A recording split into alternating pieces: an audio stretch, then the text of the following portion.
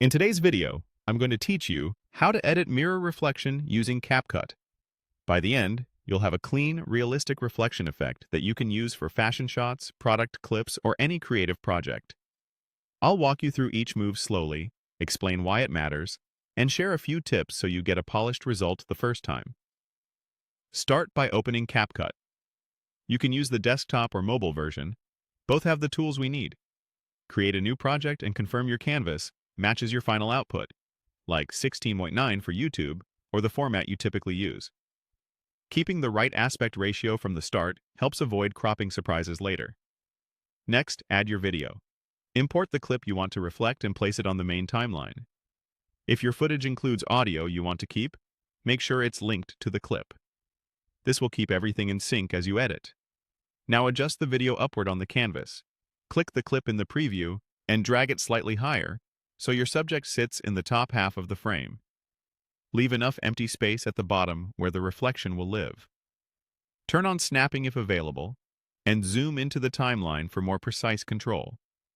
The goal is to create a natural ground line where the original meets the reflection. Duplicate the video.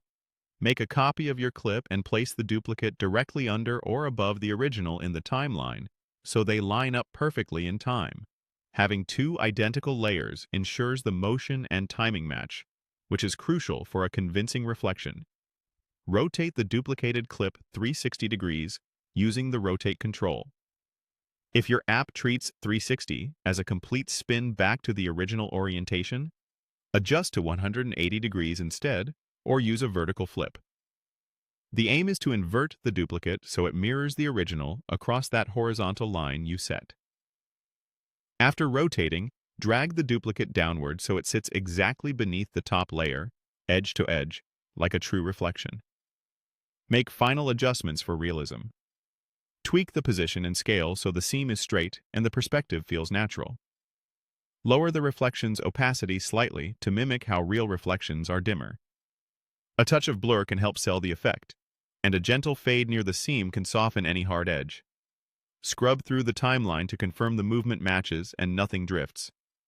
When it looks seamless, you're good to export and share your mirrored masterpiece.